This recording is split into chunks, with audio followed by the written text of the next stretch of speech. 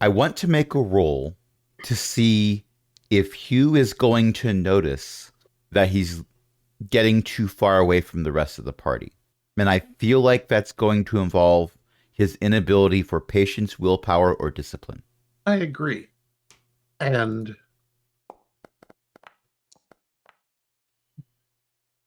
a 6 isn't going to do it. Hugh is alone in the darkness. Well, not alone in the darkness. He keeps making things glow with hedge magic, possibly his hat. I suppose we will just have to listen and determine if there is a scream or a terrible squelching noise.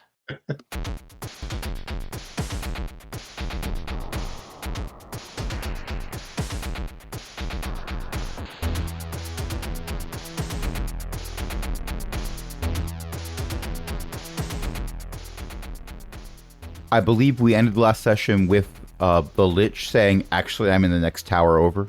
Yes, but that was out of character. The Lich that was ready for their time to shine lowers their head and sadly walks away. Or scuttles away. They were insect people, so scuttling. Yeah. Oh, did you want to take an hour and redo your ciphers? If you're letting me, sure. I'm going to... I double-clicked on the character sheet, and that... Well, on the character in the... whatchamacallit. And it showed me all of my ciphers, including the ones that are archived. That's no good. Wow, that's a lot of ciphers. I mean, yes, but... we're going to get rid of that one, and... that one. So, I'll keep 2, I'll take 4. Okay. I feel like Hugh is the Cypher system version of playing Magic the Gathering. Kind of. Rejuvenator. Ooh, level 6. Restores the number of points equal to the Cypher's level to 1 random stat pool. Skill boost, strength enhancer, and tissue regeneration. So I have 2 different things that can be used to restore points to pools. Hugh will continue to not learn from his mistakes. And I just noticed if you zoom in on the map, there actually is a map superimposed on the parchment paper. It is very, very faint, but it's there. Look in the I'm Ready box, just south of Steinen. There's a hallway that goes straight across. Oh, I see. Oh, I see. Itty bitty sketchy. And once you notice that's there, then you can find other bits elsewhere, including in the grid below. But we are taking up time, and Ellie has an intro to do. I think it's meant to look like erased lines on a map. I think so too. It's a nice effect, and I like how subtle it is that we only are just now noticing it. And also, yes, we should do the thing. Is button pushed. Are we recording? We are recording. I got that whole cold open. All right. Well, then, my name is Ellie. I'm here with Beth and Crash and Ellie and EO. And who wants to plug a thing? And I'm Crash. EO's mom writes books at elizabethmccoy.com. Come on, we're doing this out of order. Last time on Plus Ultra, after extensive travel across the southern plains, the group came to the Guiona settlement of Dabril, built into a crater in the plain. I almost said cavern. And full of little Guiona houses, much bigger below the ground, with a large reinforced wall to one side. After greeting the Guiona leader, Branimir, and getting a brief tour of the town, the group went through the sole door in the reinforced wall and emerged into an ancient train station, full of wreckage and a few still standing cars in what remained of the silted-over station. In the back of the station, they found the hole in the wall that Branimir had told them about, leading to an underground river that led, eventually, to a vast underground cavern containing the remains of an underground city. This city, built by the dead race called the tktekel, also contained their remains, the wing-cover shells that were all that were left of this once vibrant species of humanoid beetles. The group ascended one of the tall termite mound buildings and found a room at the top with preserved writing in a language they could not comprehend, and various trinkets left behind by the room's final inhabitant. Now, they've decided to expand their search to other buildings in the city. It's a little after midsummer, and while the air is warm above, the cavern is cool and slightly damp. The name of the place, well, the town above, is Debril. This is Plus Ultra. Did I forget anything? Unless we're being advanced on by undead beetle zombies. You are not. Oh, thank goodness. Their bodies are mostly disintegrated in whatever cataclysm killed them. So if we were being approached by undead beetles, they would be ghosts. True. Or made of ash. They could be made of ash. That could be concerning. Observe. This is Tamilin being concerned. Have we Look. seen any traces yet of any kind of, like, physical destruction other than just the wear of time, or did everyone just die? The bases of the tall buildings and the walls of the cavern are blackened, and you haven't really examined that very well. Very much, I should say. But I think other we than that, should you don't see any, like, there aren't any knockdown walls or anything that you've seen. I think we should take a look at the blackened residue. Hmm. Yes. Tamilin makes a rubbing of the blackened residue. Tamilin knows better than to try that. Tamilin will investigate the blackened residue and perhaps take a sample of it, which looks like taking a rubbing. Except you really ought to put it into something that's ceramic or glass. You will scan the blackened residue, expecting to find lots of carbon. Yeah, it's soot. You will sneeze. This place was burned. But why? Probably by accident. The war, presumably. By accident? Look, all of these lanterns, like, there's pipes that feed them. They weren't just, oh, we're going to fill up a little container of oil and light it. They were piping stuff in. Maybe one of them overflowed. Hugh has no concept of gas lanterns, but the player is assuming they were gas lanterns. Yeah. Perhaps, but that it would take all of them like this? Could not any of them escape? If it happened fast enough, or worse, if it happened in a way where their exit was blocked. If some of them did escape, they wouldn't leave their remains here for us to find. True. Yeah. I suppose we should attempt to catalog everything that is here. Question. When Hugh scans the lamps, and because he did this last session, when he scans the lamps and sees the pipes going down, do they go down past how far he can scan, or does he see them turn to go underground and link up with other pipes? It depends on the pipe. The ones that turn seem to, like, there's thicker stone in the way, the denser stone in the way that would be harder to tunnel through. Okay. But some of them do indeed just go straight down. You know, if they were going to service this in some way, there should probably be like an access or something to their equivalent of a sewer. I want to see where this goes. So Hugh's going to look for basically like a manhole or a beetle hole cover or something. It would probably have to be much larger than a human, considering the size of these things. Tamilin is going to just Well, be stacking Going to look carapaces. Sorry. for a town hall or a barracks or something, but if we're going into the sewers, I guess we're going into the sewers. Oh, no, we can do that too. Hugh is going to far step as high as he can on a building so he can look around and see if there's like a bigger building. The termite mound buildings all seem to be of similar heights. Like, there's variation, but there's nothing that would indicate one building over another. So they all look the same within slight variations. More or less. You also can't see very far, though. So this is also true. And I think if Hugh went up there and just started throwing glowing rocks in various directions, eventually someone would be upset with him. Especially if you knocked us on the head. Possibly, I was about to say possibly a party member who got hit with a glowing rock. Mm-hmm. Yeah. Even if he managed to not hit a party member, there would be a point where someone told him that he needed to stop doing that because there were other things they could be doing that would result in better dividends. That is a kind way of putting it. Just tad. Tamilin is carefully putting carapaces gently to basically adjacent wherever they were so that, well, she doesn't want to slither over them because that feels wrong. Yeah, that's fair. But she's trying to keep them roughly where they are so that if we try to figure out where everyone died, can we tell? James rolling things. No, that was me rolling something. Oh, okay. He was going to attempt to use hedge magic to help you. He does not help a lot. That's a 2.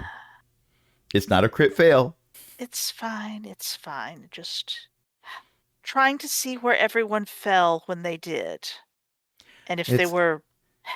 Well, they're all over the place. Mm-hmm. Actually, is that the case? Are the streets packed full of these? Pretty much. And as you proceed, there are some of different sizes. Oh. Well, are there any inside the rooms, the buildings?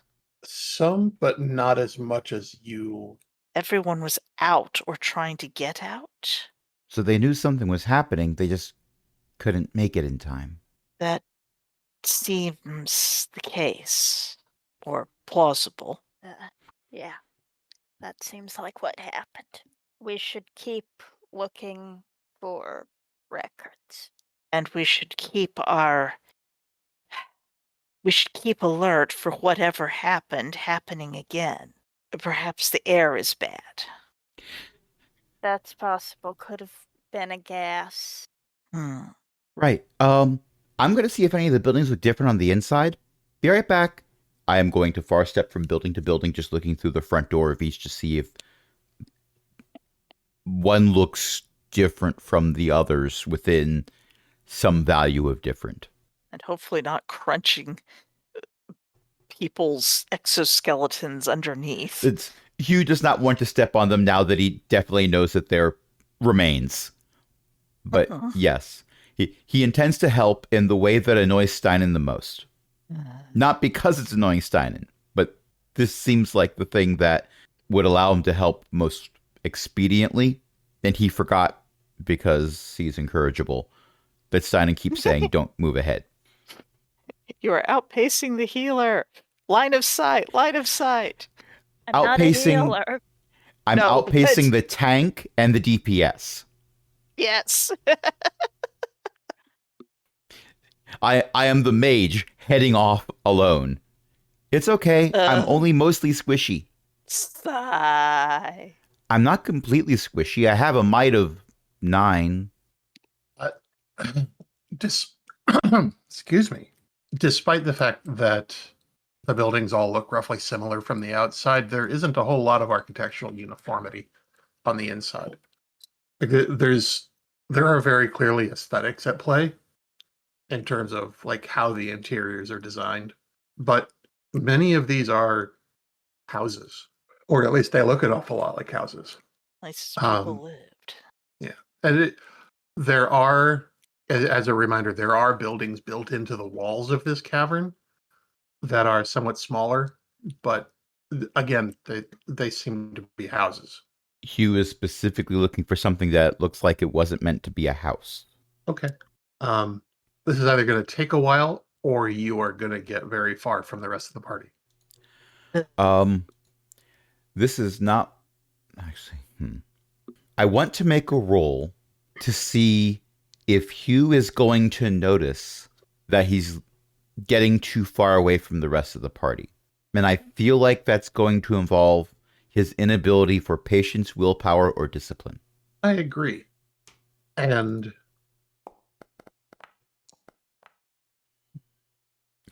a 6 isn't going to do it. Hugh is alone in the darkness. Well, not alone in the darkness. He keeps making things glow with hedge magic, possibly his hat. I suppose we will just have to listen and determine if there is a scream or a terrible squelching noise. Hugh? You out there? I think the best part about this is because when you spoke up, we were hearing you a little bit through Beth's mic also. There was an echo, like you were shouting into the darkness of this cave. I noticed that too, and I was pleased by it. So now we all need to point it out because, oh, that was great.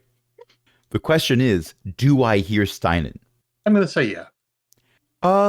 Haven't found anything yet. They're all just houses, I guess. Hugh doesn't know if We'll Steinen keep hears looking. this. Okay. Hmm? Okay. If you hadn't responded, Hugh would have said the same thing again, but using hedge magic to try to amplify his voice. He doesn't know if he can do that. He was going to try. Just don't explode. Never mind. Hugh is not thinking of apples. Hugh is trying to think the opposite of apples. It's like telling someone, don't think of purple elephants. You're thinking of a purple elephant right now, aren't you? No, I'm thinking of a pear. You're Clever. thinking of a pair of purple elephants. I'm thinking of a purple pear. A purple pair of pachyderms. Burp, burp, burp, burp. Puzzling. If Well, you said he was thinking of the opposite of apples. the opposite of apples is pears, right? I thought the opposite of apples was oranges. No, you're supposed to compare those. Oh, this is where the pears come in. And Hugh knew magic changed because the apples, he tried to turn them orange. That did not go well. Lord. He instead turned them into applesauce. Um, And the applesauce Much was better evenly distributed. than- I'm sorry, much better than Well, much better than if you turned them into orange juice. just going to That would file be- that away for later experiments. oh no. Hey, I can use hedge magic to cook. And you use hedge magic to cook well. This is Hugh. He's a perpetual bachelor, so he'd probably cook something that he could eat. After a while, Hugh, you come to what looks like a major thoroughfare crossing the city Ooh. with, there's no way to say it other than that it's a plaza. It's roughly football shaped. It's that pointed oval shape, and the major thoroughfare runs through the points, and then there are various streets leading off in different directions. And the buildings on one side, the buildings on the far side from where you came in seem to be qualitatively different somehow. It's one of those I don't know what it is, but I know it when I see it. Am I able to find my way back to the rest of the party? That's a good question. It's going to be difficulty 3 to find your way back to the rest of the party. Oh no. Well, let me see if there's anything in my list of spells for today, otherwise known as my Cypher list, that might help. Well, that would be luck of the draw for the skill boost Cypher. You know what? I'm gonna do this. That's a 74. So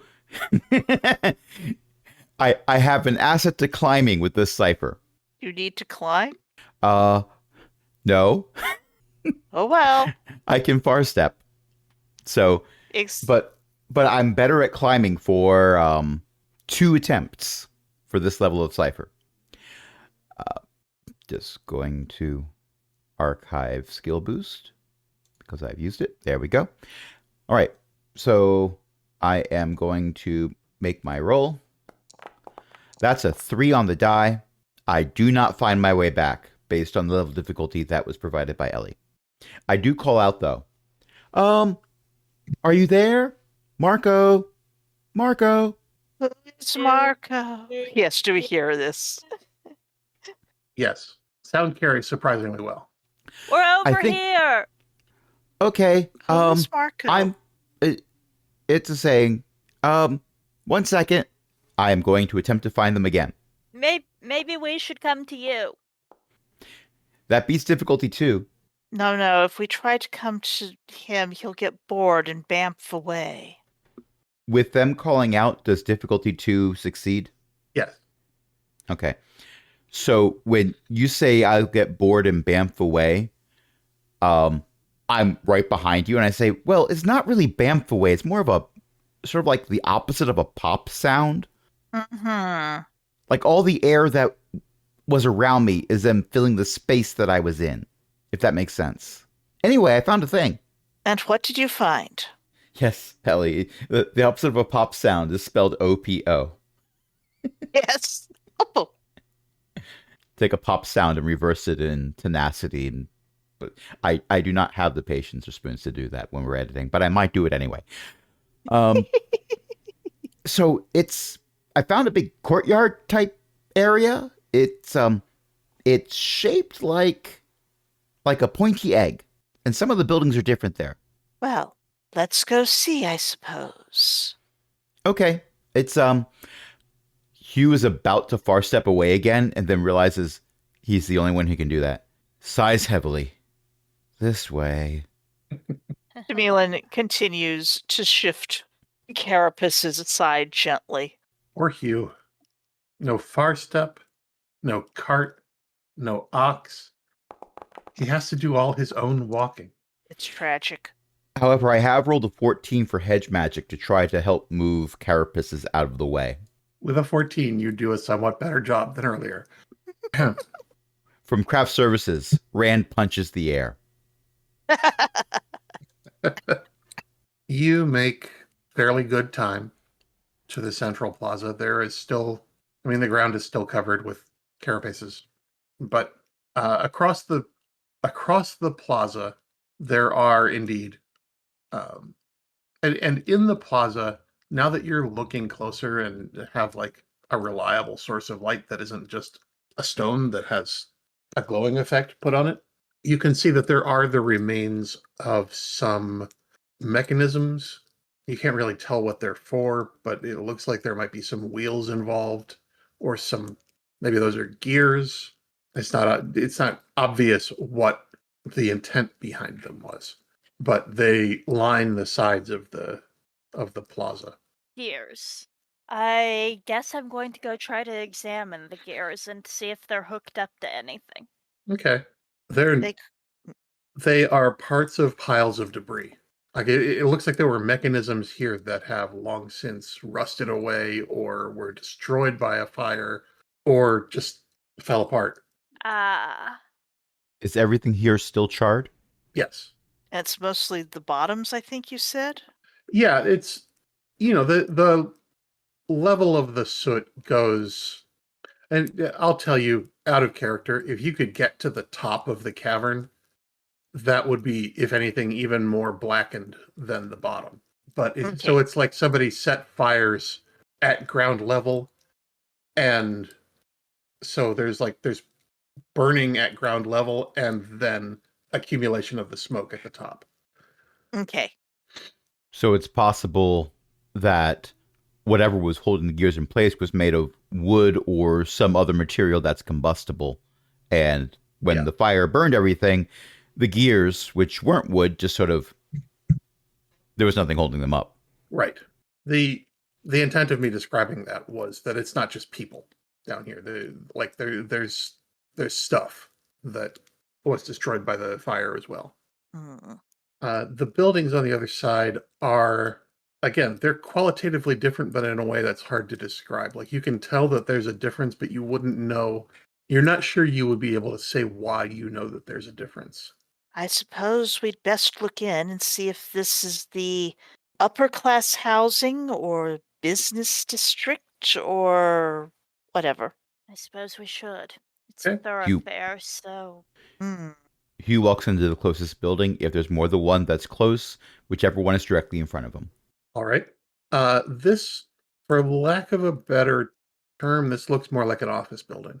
There are, and you're not going to have any, your characters aren't going to have a whole lot of context for this, but there are desks around the outside of the first floor that they're regularly enough spaced that they look like they're not. This isn't what you would associate with a house. This is what you would associate with like a place of business or With so many workspaces, maybe a scribe Yeah, something like that. or an accountant, somewhere where a lot of people were copying out writing, maybe. Perhaps. Are there many? Yes. Are there many more remains in here? Surprisingly not. There are one or two, but not. It doesn't. You wouldn't have said that this building was particularly densely inhabited at the time that whatever happened happened. During their sleep cycle or a day of rest, perhaps. Well, most of the bodies are in the streets. Everyone was trying to escape, maybe? And if there's some type of major calamity, I don't think most people end up going to file paperwork. No, but Yeah. whatever happened, there weren't a number of people here inside this building to fail to get out of it the way some of the homes were. Or perhaps people would delay to try to get precious items. Well, But if it's a seems- business, then there might be more writing and stuff. that's true. That's my hope. Do the desks have drawers? They have compartments that would serve the same purpose as a drawer. Like imagine one of those hollow school desks. Hmm. So nothing that would have shielded them from fire. Right. And this one is filled with ash, and this one is filled with ash, and this one is filled with ash.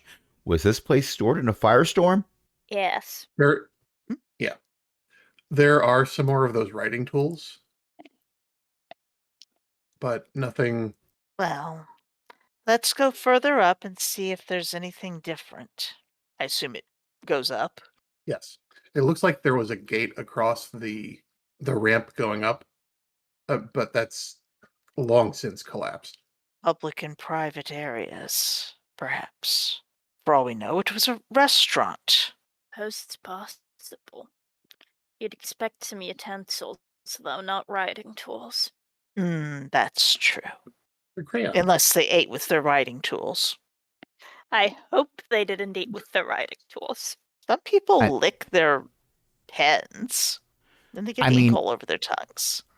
If they were a kind of beetle people, a lot of insects have like things that stick out from the sides of their mouth that they use to tear apart their food. They might not have needed utensils. What are those things called? Petticoats. Well, I hopefully think it's called petticoats. Petticoats are what people with legs Those are- wear. those are for dresses. You're thinking of Oh. paddleboards. Yes. They eat with paddleboards. No, I doubt it. Perhaps they were all mute and they didn't have much of a language and they had to write down their orders.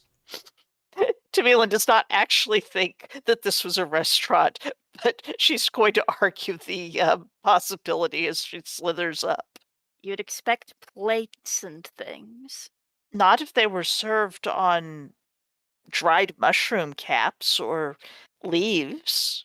Those would all have been burned away. Well, they wouldn't be being served on leaves underground. And I don't think they'd be being served on giant mushroom caps, because we haven't seen anything like a mushroom growing area. Yet, Even if it got burned. Yeah, yet. perhaps we shall find in some part of this rather large underground town the mushroom farms. They must have eaten something. Worms, mushrooms, moss. Slither, slither, slither. About a floor up. First of all, the ramp is quickly enclosed on both sides as you pass the ceiling of the first floor. About a floor up, there is a door leading into the central column that is surprisingly still intact. It is round. It has, well, actually, it's not obvious how it opens. There aren't any hinges. It just has. I'm struggling to describe this. It's a door cork. It's like there are handles built into the door. Like there are indentations in a circle around the center of the door that look like they could be gripped by a certain kind of hand. We wouldn't see hinges if it opens inwards, presumably. So Is there anything that we can grip? Yeah, you can put your hand into you can put your hands into the indentations. You're just gonna have to like keep your pinky finger out. Okay, I'm gonna try to pull. we're upper class. We What if extend we- our pinkies when we open doors. Wait. Yes. We might want to gently push first. Or maybe it It's lifts up to into you. the ceiling. Or slides aside. Just Fine, rattle. I'll try to push. Rattle that sucker. There's a mechanism on the inside of the, like you put your fingers in and then your fingertips click something inward. And when you pull, nothing happens. Rand, stay over at craft services. When you push, the door slides in about a thumb's length or so, and then there's a kind of looseness to it, like you feel like you could roll it to the side. Yeah, let's try to roll it aside. Okay. I am looking at Steinen's might. I am not going to make you roll for this. Yeah, this is, it clicks inward and then you roll it counterclockwise, and it just rolls to the left, out of the way, and you can the room is open. Wave the glowing sword in. Let's get some light. Okay. All right. This appears to be, well, okay. Let me put this a different way. I was going to say this appears to be the mother lode, but in fact, you don't actually know what's on the documents in here. It's just that there are a lot of them, and they do seem to have been insulated from the fire by the building and the door. Excellent. So there are like thousands and thousands and thousands of documents in here. I think Neat wooden filing that somehow has not decayed. Have we found the library? Or a records room. Something. Perhaps the accounting of all of the crops for decades and decades. But then we would know what they ate. During this entire session, several people have been trying to hold Rand back as he wants to interject. He's over there at craft services, but does not want to be. You pick up one of the documents. It's a letter saying, "Dear Sir, I am disappointed by the quality of the copper that you have sent me." I knew it. I knew you were going to do that. I award Ellie 3 luck points. You'll probably have to re-roll now. Oh, that reminds me. Hugh, did you take your luck points from failing those rolls? Oh, I should probably... I failed twice, didn't I? You failed twice, yeah. Okay. 3 luck points total. Have we been playing for about an hour? We have been 51 playing for minutes. About an hour. I was going to say in about 5 minutes we should take a break, but now's as good a time as any. All right. Buttons are buttoned. There we are. Pray that I button them further, because I want the campaign to keep going. Indeed. All right, but don't button them further right now, or we're going to stop recording. That could be a problem. It could be recursive. That's when you curse something twice. This has been known to happen. Oh. I didn't know you could curse things. You seemed more, exploding things and bipping around. Exploding is kind of a curse. It's Hugh has one curse. It's make things explode. Well, I have one curse right now. Right. I mean, I suppose you don't have to consider it a curse. Personally, I consider being blown up to not be a beneficial effect, but to each their own. Huh? Anyway. Hey, they said spread out, you are in and I helped. Appears to be like that. Sorry. A records room. I'm gonna be doing my GMing in 3-word spurts all night. There are documents in rough approximations of filing cabinets. It's there are only so many form factors for those. And there are various scrolls left out. There is one that catches Hugh's attention. It is a very fancy scroll. It has gilding. Well, actually, I think I described this previously. It's a very fancy scroll. It has gilding on the knobs. It's made of a nicer kind of that tktekel paper, and it's printed in the, how did I describe it? The tktekel imprint script. And Crash has said all of these rolls are hexagons. Here's an interesting bee fact. Bees make the tubes in their hives circular. It's just that Oh, they're soft-sided, and a hexagon is the most efficient way to compress tubes into a space. And so the tubes become hexagonal. Because hexagons are neat. the bestagons, yes. Yes. So they're not intentionally building hexagonal tubes. It's just that's how it happens. You're saying you're saying that bees do not natively play GURPS? Sadly, no. Alas. It's not that the bees love hexagons, it's that physics loves hexagons. And I think that's even better. Yes. Well, this does explain why GURPS has a reputation for physics. I mean, it's not deserved entirely, but It anyway. explains why Saturn has a hexagon. It does.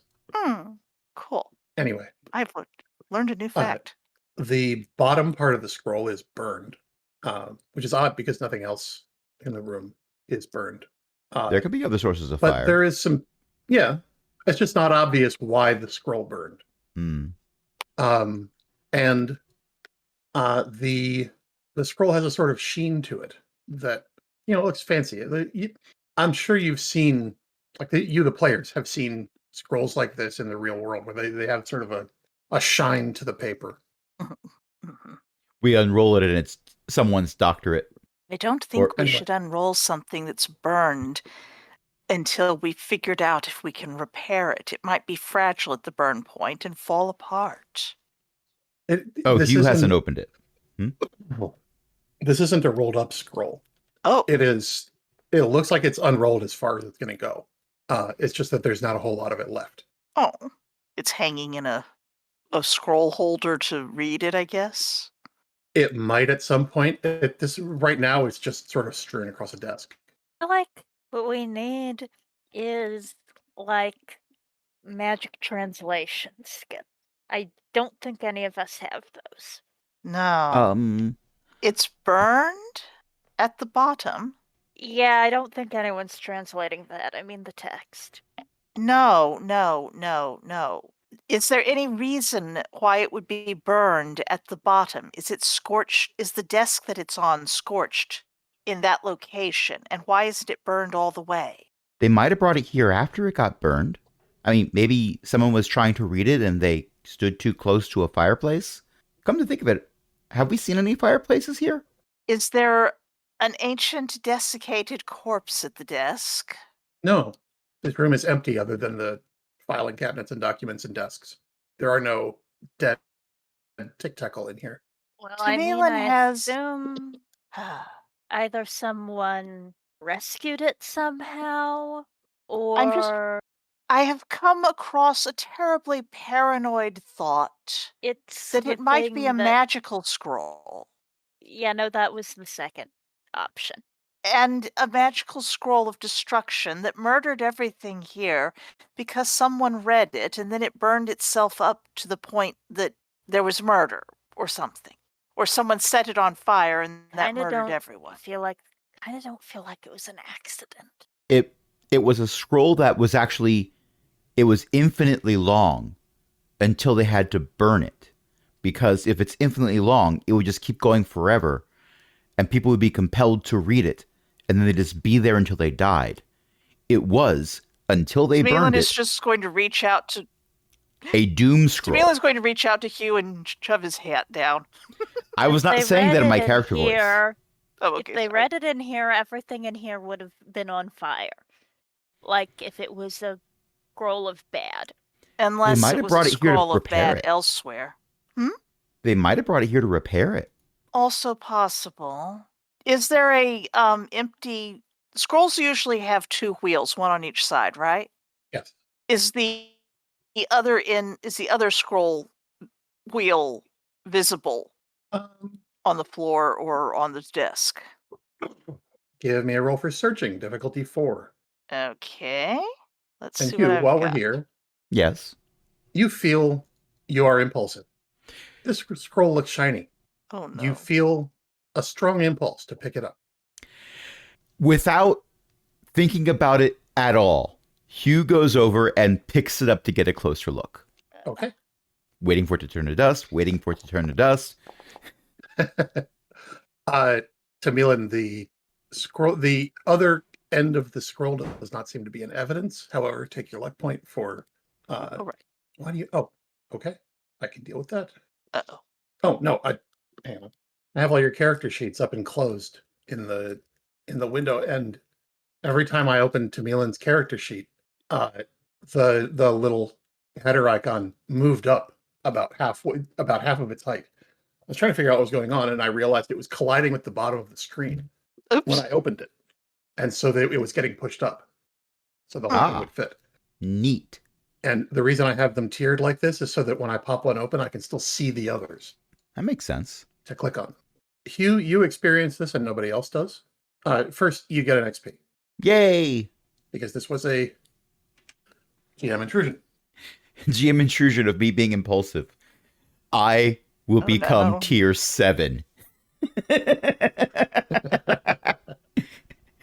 One could say it's because of Hugh's character flaws. One could also say it's because of the player. It can be both things. But please continue. Yes.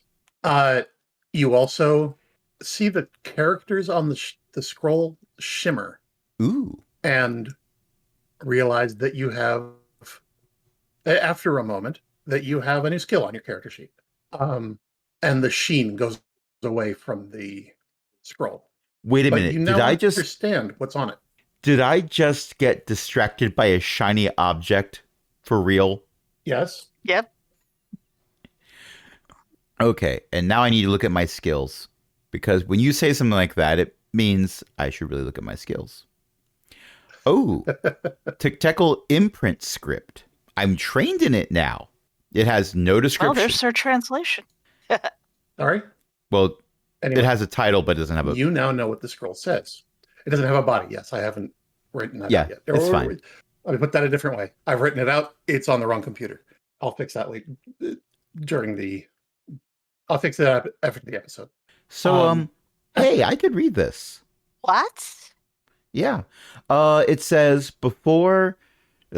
full disclosure, I have been given pronunciation guides, but this is Hugh we're talking about, so I'm not going to use them. Oh no. Before Darren, there was a star that had no children and no partner. It moved lonely through the universe. It goes on for a lot of paragraphs here. Since when can you read this? Right. Since about 30 seconds ago.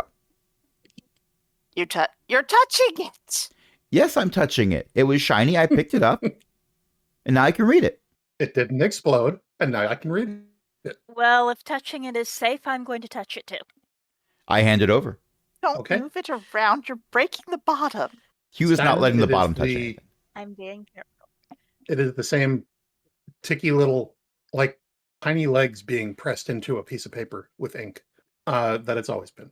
It's obviously a language, but it's not one you recognize. It's weird, though. I mean, I know what it says, but they didn't write the way that we write. So when I'm saying it out loud... Read. Okay, well, where's my place? Star that had no children, no partner, moved lonely through the universe. I think I read that part already. The gods saw the star and were moved, and they created for it, from the dust of its own creation, a child, a world to orbit the star. The star was grateful and loved the world. And in honor of the gods, it called the world Darren. Darren? I don't think that's how it's pronounced. I never understand the little accent things. There is no accent on the word, I'm sure. But translated to our alphabet, there is. Darren named the star in kind Senate.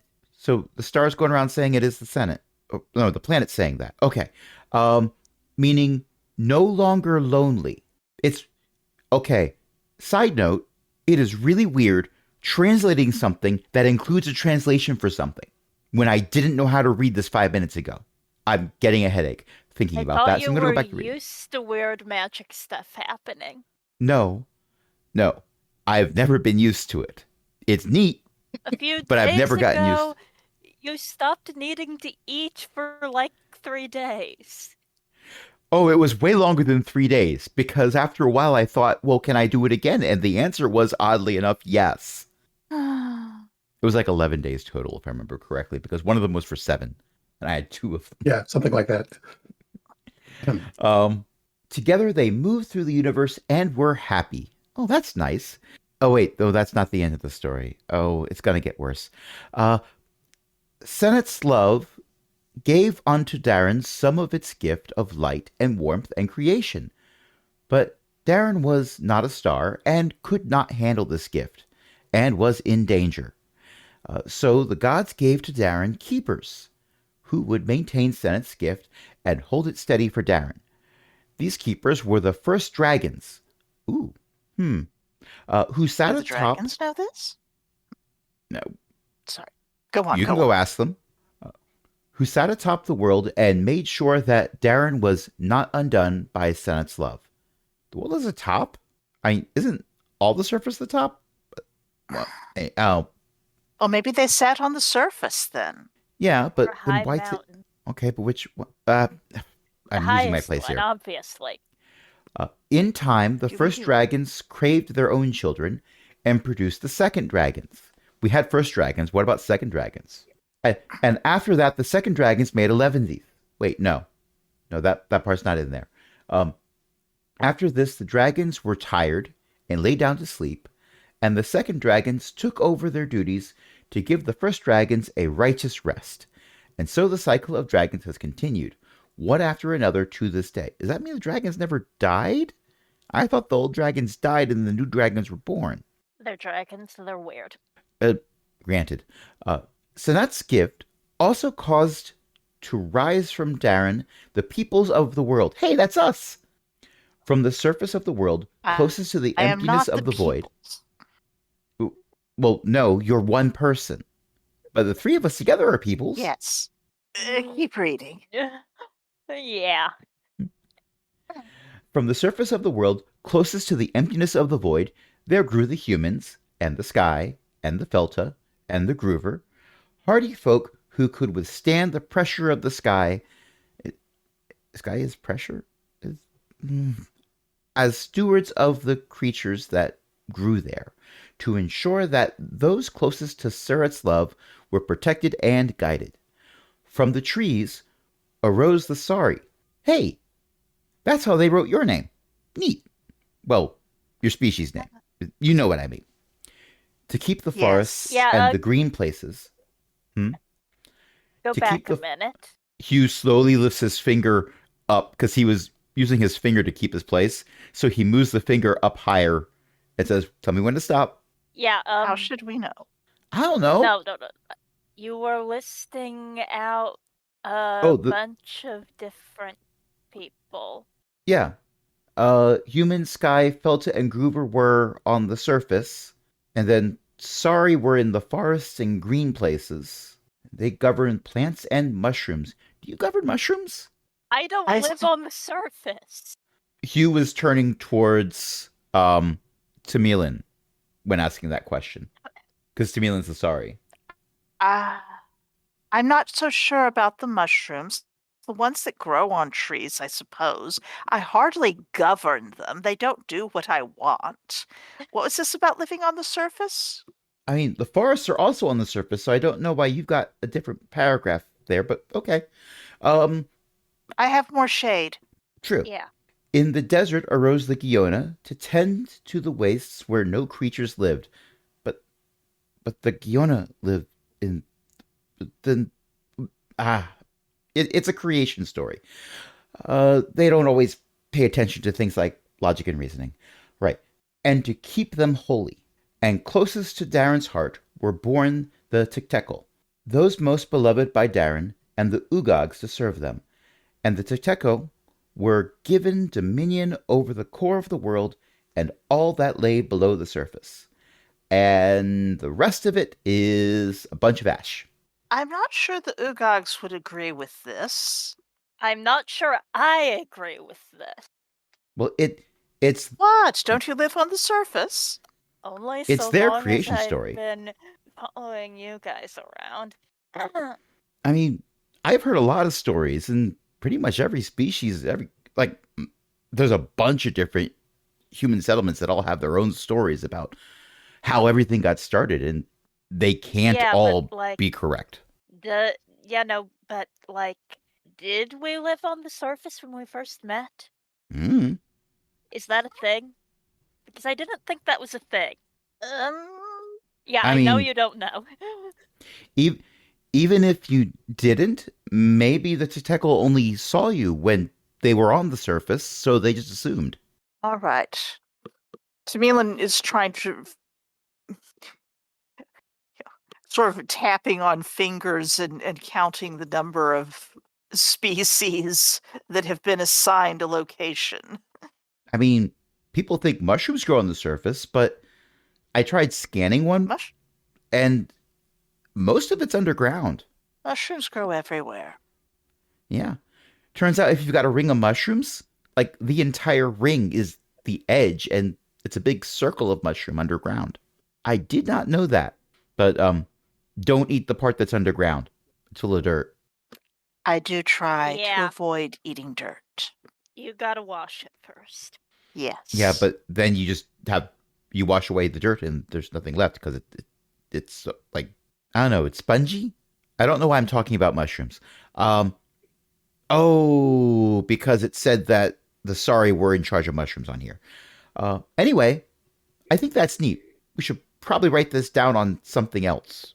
Hugh starts looking for a Tamilin will blank take piece out of her paper. notebook. Oh, yeah, we can use Tamilin that takes out too. a notebook.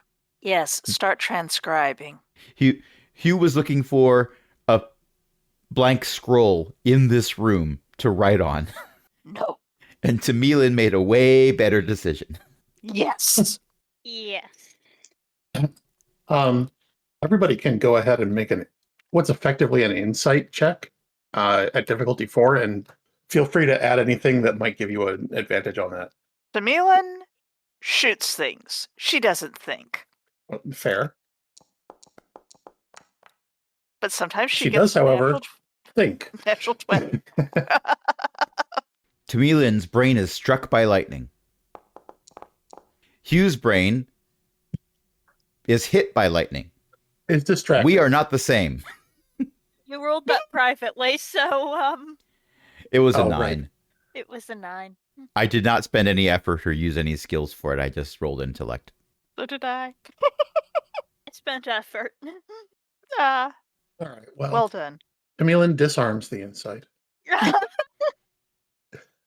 Ah, success. Major effect. Hugh, I am going to say that you are distracted by suddenly knowing this language. Tamilin and Steinen, Hugh appears to have learned the language by picking up this scroll, which then no longer worked for anybody else. It's possible that this scroll, that whoever set fire to the scroll did so in an attempt to prevent anyone else from learning the language. Yes, but it's Hugh who picked it up, so they've sort of succeeded because he's not going to want to transcribe every other scroll in this I have already place. gone to one of the other cabinets and I'm reading through things. Okay. As you're saying, I'm not going to want to do that. I'm doing it. No, you're not going to want to transcribe it. You're going to want to read them. There's a difference. Yeah. Some of it is historical records. Some of it is bookkeeping. Some of it is it's all very well organized, but it is. That was an impressive roll. Still I got an tried it. 18 for hedge magic. I am using Tamilin's notebook and transcribing every scroll I pick up. Excellent. Isn't it a good thing that Tamilin probably brought at least one scroll of paper for rubbings? Yes. We're going to need a bigger cart.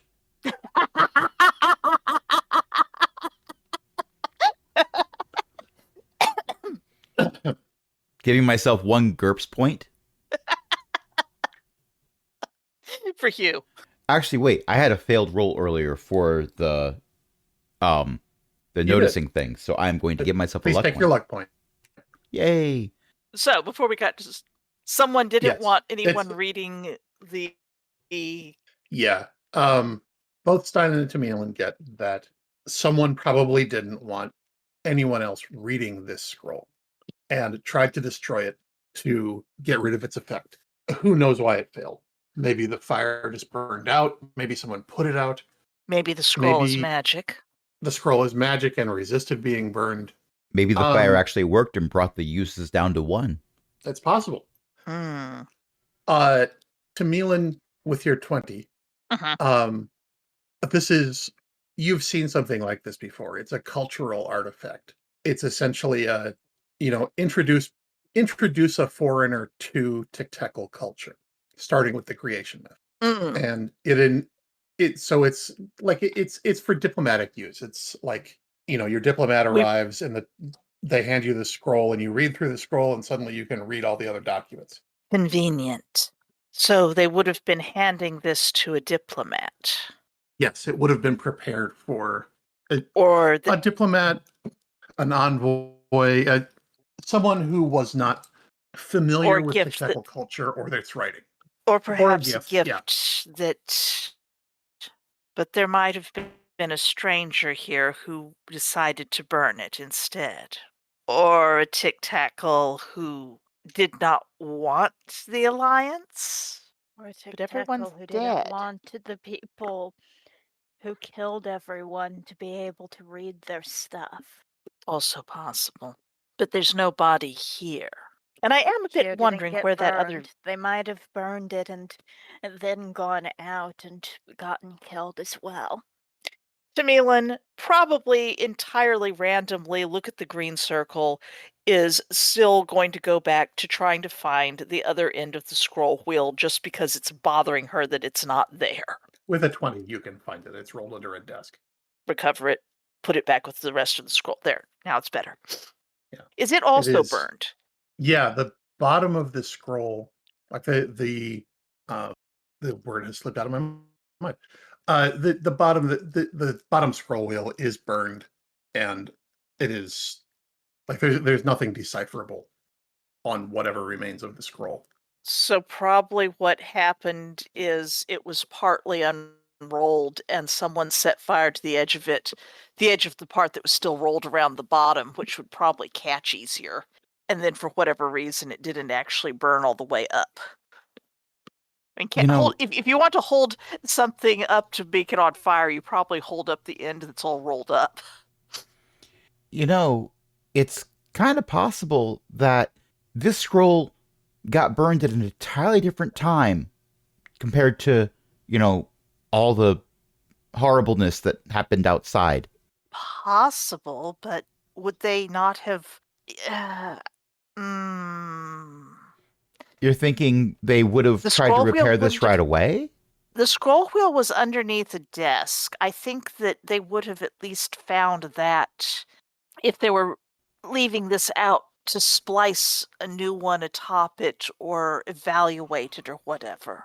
It's quite possible that they had other things that were more important, or this was enough of a hassle that they were saying they were going to get to it later, and then the big fire thing happened and later didn't happen. I think it would have to be fairly close together, or else it would not be lying across the desk with the other scroll wheel not near it. This assumes that this is a species that 100% always cleaned up after itself every time something was misplaced slightly. And... Does anything else here look misplaced? Not particularly. Gesture. Look, I'm just throwing out ideas here. I am suspicious that the envoy they were going to greet might have been at the head of an invasion force. Although they don't seem to have died like that. Well, they might not have known it was at the head of an invasion force. But whoever it is burned it and left it and did not bother to activate it, or could not activate it. Maybe it was meant for a human.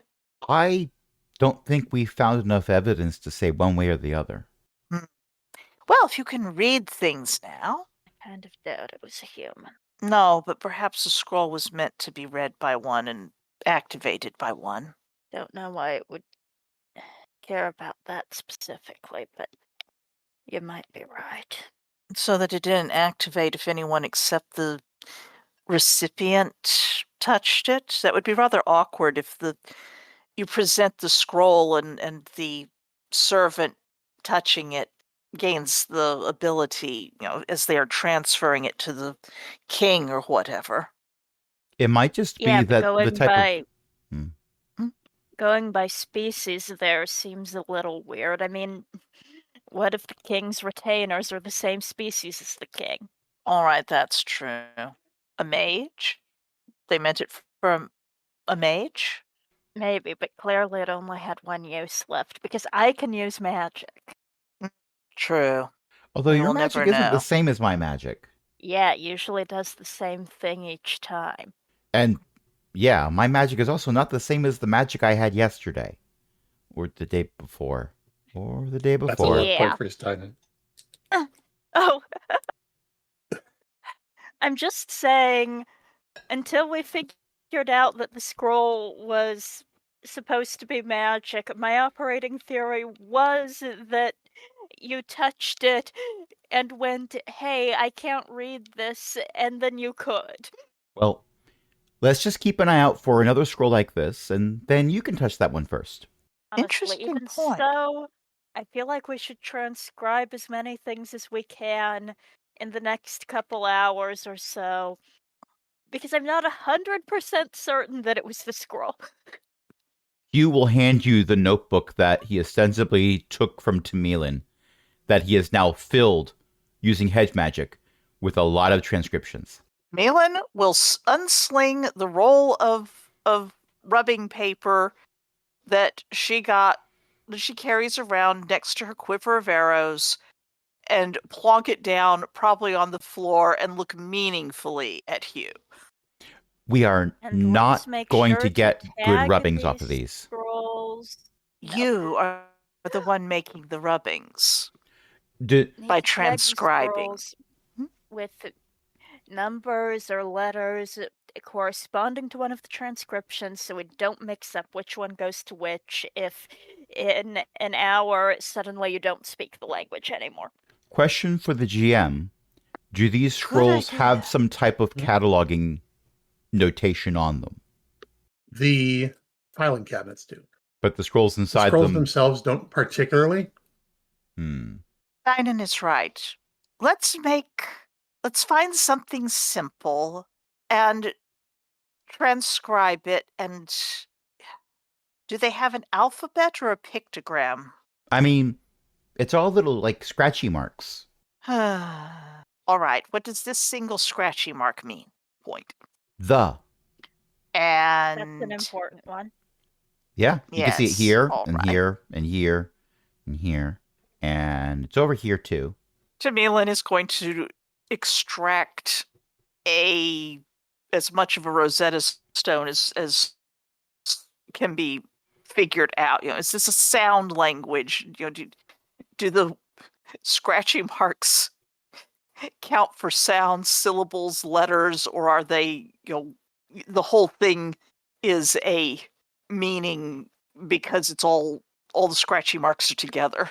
So here's what Hugh is going to Are we looking at suggest. Roman or Japanese or Chinese? Here's what Hugh is going to suggest. Because the three of us are not language experts, it is best to Indeed. prepare things so that a language expert can look at them. Hugh is disinclined to put any markings on the scrolls themselves. Mostly because Indeed. Hugh fears that someone's going to smack him upside the head if he attempts it. Yes.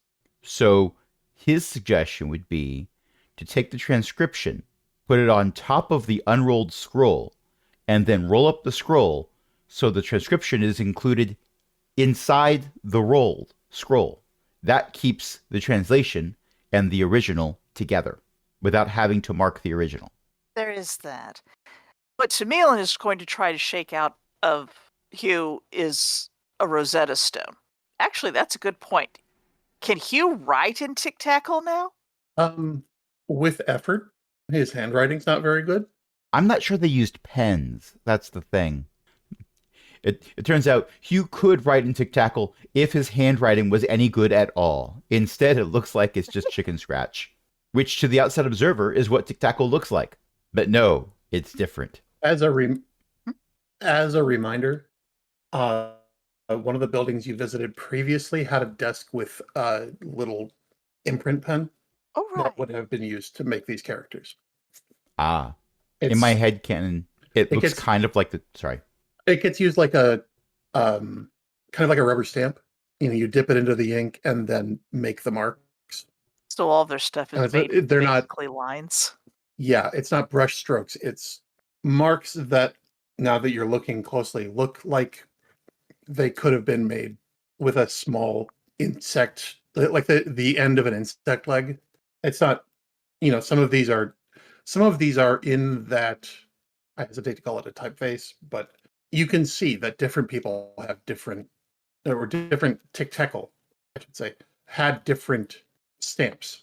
So it wasn't always the same as, okay, this, the shiny scroll that you got the language from is fancy, and like it's like black letter. Some others are quickly written with just like, it could have been the end of any narrow stick. But the letters, the formation of the letters, the imprints look like they could have been made by like the end of an insect, like pressing into the paper. They don't ink their stuff. They press it hard so it's not really inked. No, they do. Okay. You press the end of the stick into the ink pad and then mark the characters with the end of the stick, the inky end of the stick. So it's lines and dots, basically? Pretty Or much. okay. They at least don't draw full pictograms. Yeah, no. And to answer your question, linguistically, this is not, you won't have the language to express this. You will call them syllables. But what they really are is morai. But that's a really, like, it's a hair splitting distinction in a lot of cases. How's that spelled? Morai. Sorry, Morae. Mora. Okay. Mora is the singular. Equal to or shorter than a syllable. Okay. Oh, and phonetic length matters significantly. All right. Okay. Yeah, that's close to syllable. Probably close enough for the characters. Yeah. It's like a syllable, but not really. That doesn't quite fit that in my head. So if it's like a syllable, but not really a syllable, I'm going to call them a syllable. I think that makes sense. Close enough, I suppose. So it's like how similes are like metaphors. So each one is transcribing a sound. Kinda, sorta. Hugh will immediately point out an exception to this rule that he's found somewhere, if there is an exception. Oh no, it's French. And weirdly, you never pronounce the one at the end of the that he wouldn't know that because this is a dead language. Quite certainly, this is a dead language. tktekel is a dead language, as dead as it can be. Sorry. And if the letter has a little hat over it, that means there used to be an S there. On top of the letter Sorry. with the hat? Sorry. Okay.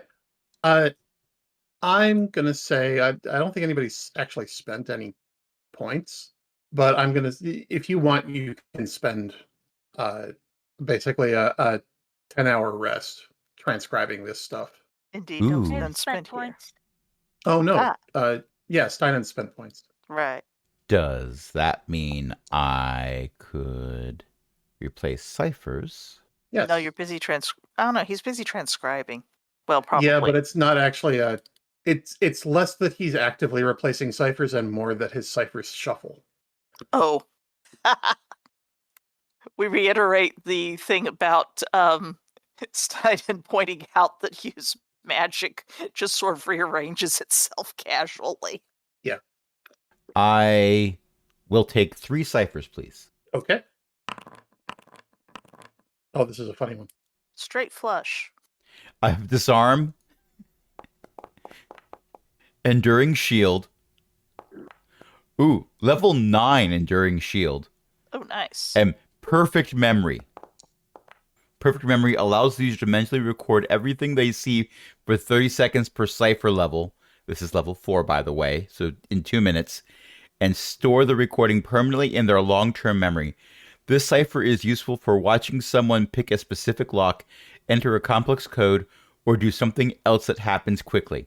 Okay, guys, I think I have a plan.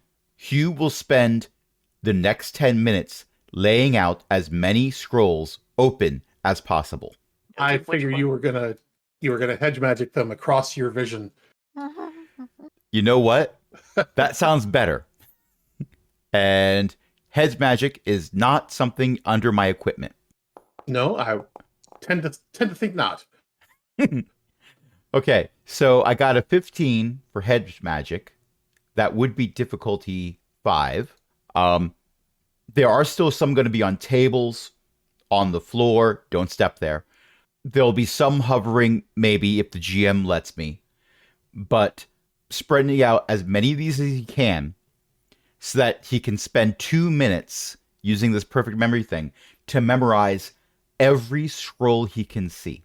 And Okay. presumably that would come with the translation, which we don't know it's actually a skill, and we fear it might vanish. All right. Presumably the Now- ones that you haven't transcribed yet. If you've transcribed it, we're not doing those over. Well, this would be after the 10-hour rest period because that's Mhm. when Hugh got the cipher. Yeah. So it's So on whatever's top of left. it. Yes. Right. So that is all in my head. Oh no. It is all in my head. It's all in your head. Why did they care What does my so much mother about the look like? quality of copper? Copper is a very important metal. It's fairly workable, but not too soft. And when they wrote to this guy to complain about it, why did he keep these? Well, what else was he going to do? If he didn't keep them, someone else might read them. I get the feeling The that this question is a is, why are copy they of filed that. here? It's possible the original was written on a Yes, clay why- tablet or something. Well, I mean, let's that try would to make. put all the scrolls back where we found them. I think Ellie was going to say a thing. Okay. I was, but I'm letting you finish. I do not, as neatly with hedge magic, that's only difficulty 3, put all the scrolls back where I found them. I will have to use They're my not seen. hands. That's another nat 20 from Jamila Beth puts- tonight. All the scrolls back where she found them. Yeah. Where- They go. All the scrolls are now They back slot where they were back found. neatly where they originally were. Rand is over at Craft Services with very mixed emotions. He keeps going from punching the air to yelling from Craft Services while people hold him back physically. This session has been a roller coaster for him. Jamila would like to, with this major effect, do something, if that's all right. Okay. Possibly retroactively. You do 4 points of Ish. damage to the filing cabinet. No. No. Tamilin would basically like to try to figure out from ash patterns on the original magic scroll there if it was in fact burned at the desk. That's really funny. Sorry. Yes, it looks like someone tried to burn it at the desk. So it was not probably brought in damaged. Yeah, it also looks like it was probably substantially longer than it is now. Yeah, I figured. We are coming to the end, so if anybody has any last words or actions, now is the time to do them. I'm concerned that the GM asked if we had any last words. Last Was I supposed to hear that part? Yes, that's no. Well, if your ability to read things hasn't gone away, we should probably go through the rest of the buildings and see if there's anything interesting to read. Especially, didn't we find someone at their desk again? Well, find someone's forgotten wings. Perhaps someone has written down what happened to them somehow. It's written down something that might explain. The player is Tomorrow we imagining. will- Sorry, I keep talking over people. Hmm. The player is imagining a beetle person somewhere writing, "Oh my gosh, we're all on fire. We're dying horribly. Oh, the pain is unbearable. I mean, I don't know how this is, paper's going to survive. Tamilin is thinking, like, tomorrow we will welcome the envoy of the... The Fire Nation is coming to visit. We're sure everything is going to go Yeah. splendidly well. Well, And nothing will yeah. change. Yes, exactly. Turns out everything Tomorrow changed. the Dragon of Fire is coming, and we will all come out of our homes and wave our feelers in the air to welcome them. We're sure that it's friendly. Anyway, that is kind of what Tamilin's hoping for. Okay. Steinen? And it may still be unsettled by the revelation from earlier. Oop. Or they may have disconnected. Bip, bip. Bip, bip, bip, bip, bip, bip. Apparently Io was trying to interject. Yeah, And we heard Which is- nothing. unfortunate. Yes. Not unfortunate they were trying to interject. Unfortunate that we couldn't hear them. Okay. We hear you now. And What- now I can hear you. Anyway, as Steinen was trying to say to Tamilin and Hugh, she thinks that there might be information about the war. War being something that people tend to write down records about. If this Did is I- a war action, yes. So I've been reading scrolls for 10 hours, and then I speed read a whole bunch of them for 2 minutes. Did I see anything about wars? You did. And this is as good a place as any to close the episode on. The tktekel, and there's quite a bit of interpolation going on here, because a lot of what you find is like troop rolls and supply records, that kind of thing. But from what you can make out, this all started when the Groovers started moving into what the tktekel considered to be their territory. The tktekel took up arms to drive them out and failed. And the Groover, this is from diplomatic letters. And again, you're kind of reading between the lines for a bunch of this. The Groover came to the conclusion that diplomacy wasn't going to work, and that the tktekel weren't going to stop coming. What nobody seems to have figured out, and there is questions about this in the documents that you've read, is why the Groover came underground in the first place. And that's where we're going to end it. Thank you, everyone, for listening. Thank you, everyone, for playing. Tonight, I've been joined by Beth, Crash, and Io. My name is Ellie. Does anybody have anything they'd like to plug? Io's mom writes books. ElizabethMcCoy.com, you can find a list of them. Please ask your local library to buy some for everybody. They're ebooks. They're cheap for libraries. Speaking of cool things, Well, we take all these podcasts and put them over at aaronbsmith.com, where you can subscribe to each campaign's individual RSS feed, or if you want to listen to all of them, we publish 2 a week on Mondays and Thursdays, and there's one RSS feed for that that'll give you all of them. Well, the most recent 200 episodes. It's not going to go back further than that. You'd break my server. Please don't break the server. Please. It is held together with duct tape, binding, twine, and wishes. Not very strong wishes. But also, we have a Patreon. Patreon.com/cogwheelgaming, where you can help us keep the lights on and keep the server running, along with other illustrious patrons, including Ellie, Liv Droman, Paul, Shen Shen, Walter, and patron emeritus Cindy. And until next time, this is Ellie saying, did you catch any of that? caught a tick. Discord It was conspired ticking. I'm against just you. too far away from. Yes, Discord conspired against me. Long sequence of ticking and clicking. That is what Ellie is saying. Mm-hmm. Good night, everybody. Good night. And now you all have an asset in A dead language? looking at mushrooms or Excellent. reading. I recommend reading. Well, I have the reading covered. I think Karacinda has the looking at mushrooms covered. That's about right. Good night, everyone. Night.